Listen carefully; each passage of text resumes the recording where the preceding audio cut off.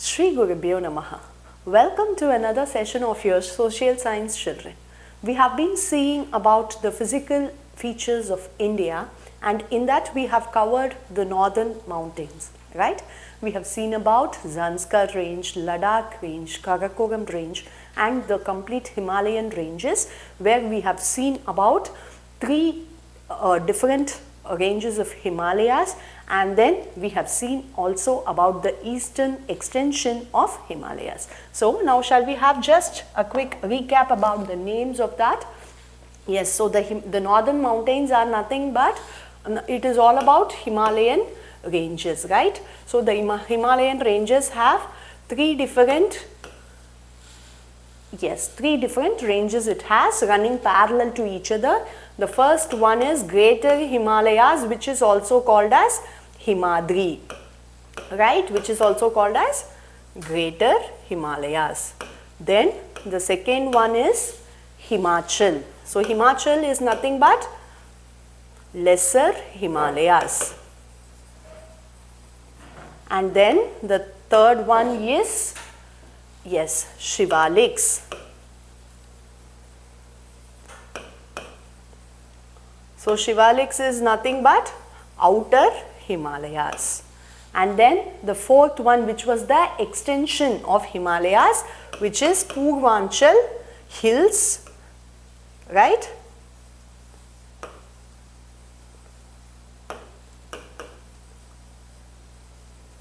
It is eastern extension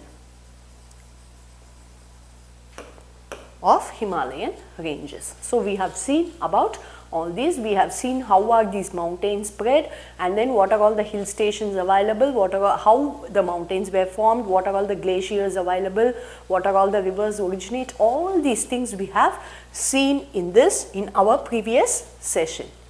So now we are going to continue today with the northern plains and the Thar desert in this session, right?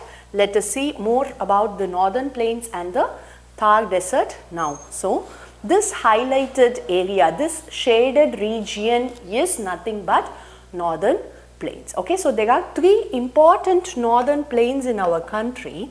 So the first one is the Indus Plains. So the plains that lies across the river Indus, we call it to be Indus Plains. So here this area will come under Indus Plains. Then comes the Ganga plain. So the plain that goes across the Ganga river, that is the plains which is formed by the river. Plains are the surfaces which are formed by the rivers while they carry the sand and the various sediments and forms a surface of land, that is called as plain. We have seen about that, right? So here comes Ganga plain. Okay, then comes the third one, which is the Brahmaputra plain.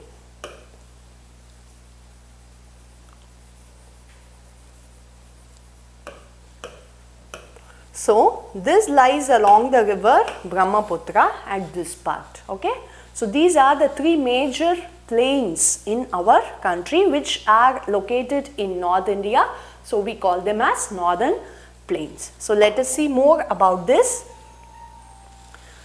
So here this lies to the south of northern mountains. So when you see this map again, you could see the northern mountains lie in this area. We have already seen that. So this particular area is for northern mountains, and just below that, okay. So when it is in the map, it is below, but when it is on the surface of the land, it is towards the south.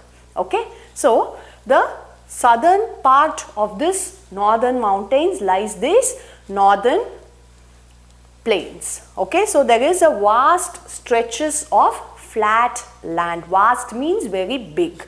Okay, so it extends from the Arabian Sea in the west to the Bay of Bengal in the east. So it starts from Arabian Sea at that side, western side, and it extends up to Bay of Bengal on the eastern side. So they are also known as northern plains. Now here you could see the various rivers that forms the northern plains. As I told you, the three important rivers here the Indus River and its tributaries. Okay, tributaries are nothing but the rivers that starts or just takes a separate way from the main river. Okay, so that is what we call it as tributaries. So Indus is the main river and there goes the tributaries like Jhelum, Ravi, Sutlej, Chenab, Beas. All these are the tributaries of Indus River.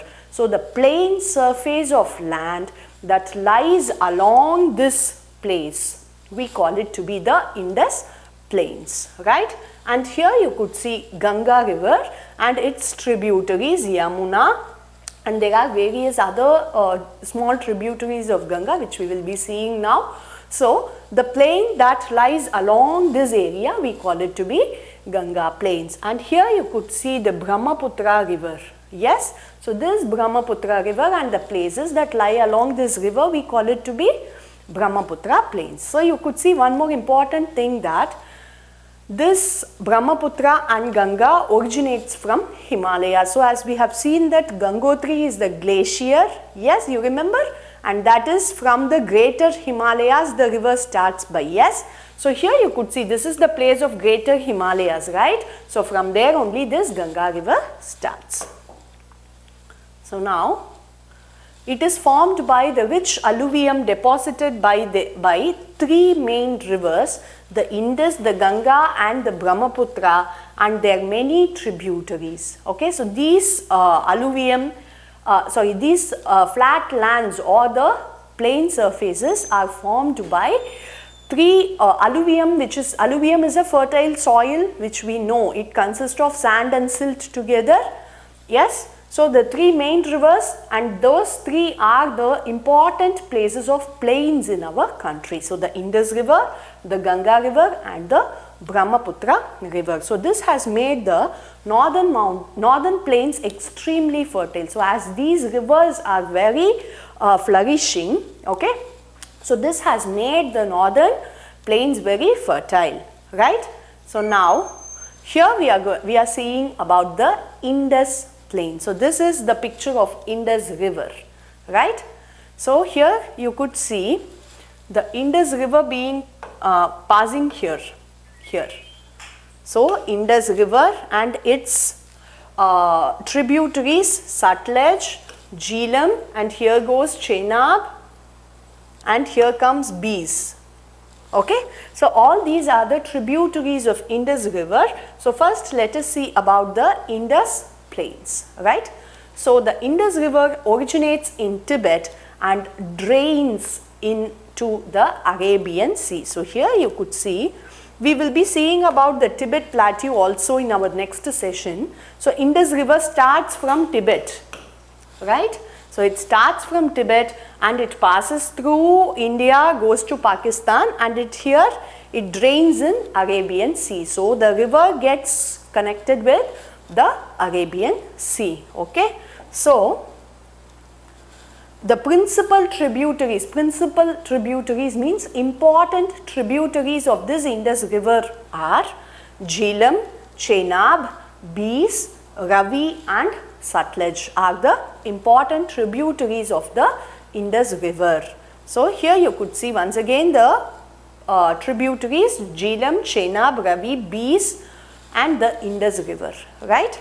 Okay. So now they flow over large parts of Pakistan and Punjab and Haryana in India. So the major part of the river flows in Pakistan and also in Punjab and Haryana in India, right? So the plains they drain are therefore called as Punjab Plain. So therefore we call this plain as Punjab Plain. Okay. So that is all about the Indus Plains. So now we are going to see about Ganga Plains, right? So you could see how far it is spread out. Here goes the river Ganga and its tributary Yamuna. So here you could see the rivers, all many small rivers you could see, all these are the tributaries of Ganga river. Very important tributaries are Chambal, Ghaghra, Gomti, Gandak, Kosi, Damodar, all these are very important tributaries of Ganga river, right? So The plains that are drained by the river Ganga and its tributaries Yamuna, Gomti, Ghaghra, Gandak, Kosi, Sun and Damodar. All these are tributaries of Ganga. So, the plains that are drained by these rivers, we call it to be Ganga plains. Okay? So, all these rivers form the fertile Ganga plain. Next. So, here you could see where all the places this Ganga passes through. This Ganga river goes through the states of Uttarakhand, Uttar Pradesh, yes, Bihar, yes, and it also passes through Assam here. So, this Ganga almost covers all the northern states. So, it also passes a part through this Madhya Pradesh. So, Madhya Pradesh is here, right? So, all these places are covered by this Ganga river. So, let us see that. Yes, so they stretch over Uttar Pradesh, Uttarakhand, Bihar and parts of Madhya Pradesh as well as West Bengal, right? So, that is all about the Ganga plains. So, now we are going to see about Brahmaputra plains. Okay, so this is all about the river Brahmaputra. So, here you could see it starts again from Himalayas and it comes to this point. And in our previous map also, when we saw about Ganga river, once again I will just show you the map so that you will understand it better. Here, in this map you could see this is river Brahmaputra, okay, and this is river Ganga, right.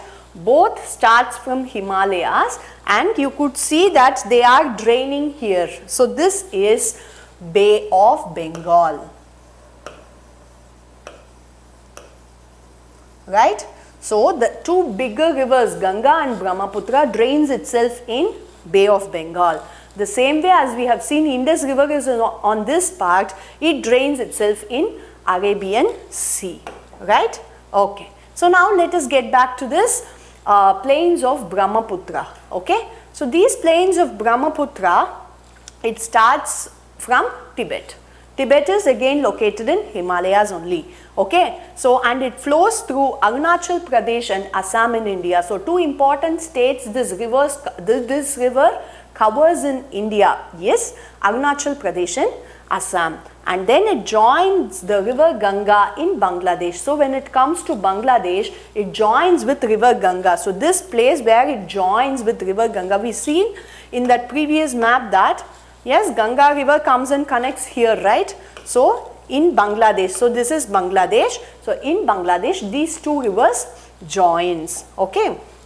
So, it joins in Bangladesh and then before draining into the Bay of Bengal, the Ganga and the Brahmaputra deposit huge amount of sediment and silt to form the largest and most fertile delta of the world. So, before getting drained into the Bay of Bengal, this forms a large sediment, that is, it forms a large fertile region, okay.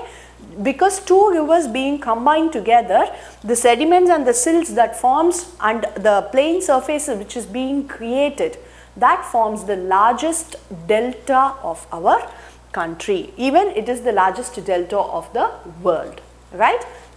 So, this delta we call it as Sundarban Delta, fine. So, this delta is also called as Sundarbans. So, now Subansiri, Jia Bharali and Teesta are important tributaries of the river Brahmaputra. So, there are tributaries for this river Brahmaputra also. So, they are Subansiri, here you could see Jia Bharali, yes, here you could see Teesta and here you could see Subansiri. So, all these are the important tributaries of Brahmaputra river. Now, we are going to see about the great Indian desert, that is the Thar desert, right. So, it is also called as the jewel of deserts. So, let us see what is it all about. Okay, let us see first the beautiful pictures of Thar desert. Yes, here you could see, we will be reading about this. You could see the sand dunes, right. So, which is in the shape. So, we are going to see about this shape also now. So, first let us move on with the topic. So, this is Thar Desert, which is also called as the Great Indian Desert. Vast stretch of dry land that lies to the southwest of the Ganga Plains and the west of Aravalli ranges. So, this is the place which is located to the southwest of Ganges Plains, okay, the Ganga Plains. It is located to the southwest of Ganga Plains and it lies to the west of Aravalli Hills. So, now let us see here, as we have seen that Ganga Plain is located in these places, right, and here starts the Aravalli Hills. So, to the west of this and to the southwest of this lies Thar Desert. So, this is the place where Thar Desert is located. So, it is the biggest desert also. So, it covers the major part of Rajasthan and it extends till Pakistan, okay. So, it covers the major portion of Rajasthan is covered by this Thar Desert and it also extends up to Pakistan, and the desert consists of low hills called as bakhars and crescent shaped sand dunes that rise to heights of 150 meters. So, this desert contains low hill like structures, okay, small hill like structures, and it also contains sand dunes which is in the shape of crescent. Okay, so what is meant by crescent? Crescent means Pirai Nilavu, okay, we call it to be a small moon, right. So, that shape we call it as crescent shaped, fine. So, here you could see the small hill like structure which is called as bakhars, and then here you could also see the crescent shaped sand dunes, okay, which is a very special feature of this Thar Desert.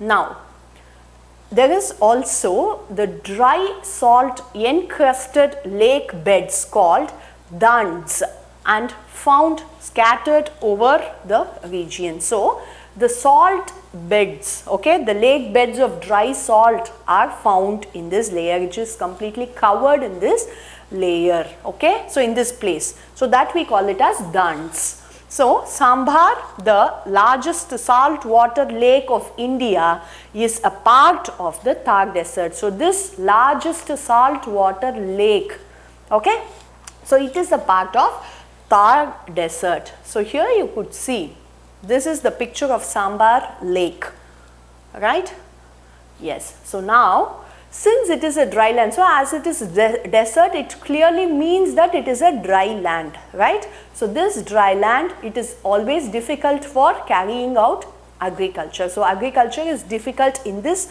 particular zone, and there is Indira Gandhi Canal that diverts water from the Beas and the Sutlej rivers, and that is one of the most crucial source of water in this region. So, this Indira Gandhi Canal, it was built somewhere from the Pakistan up to India, okay. So, it is a very lengthy canal. So, this is a very important source of water to this area, okay. So, without that water, it would be very much difficult. So, here you could see the picture of Indira Gandhi Canal, the water passes by, so see how lengthy it is, yes. So, the length of this canal is 650 kilometers, okay. 650 kilometers canal, and it was previously named as Rajasthan Canal. Later it was given a name of our ex-Prime Minister Indira Gandhi. So, here you could see how far this Indira Gandhi Canal covers the places, yes. It starts from here, yes, it starts from here and it goes up to Punjab there, okay. So, this is the length of Indira Gandhi Canal. So, the places in and around this is completely dependent on the water from this Indira Gandhi Canal because this area is dry, right. So, that is all about the Thar Desert. See you soon in the next session with more about the peninsular plateaus and then about the coastal regions. Yes, to receive our online lessons, please press the subscribe button and you will receive the latest updates. Thank you.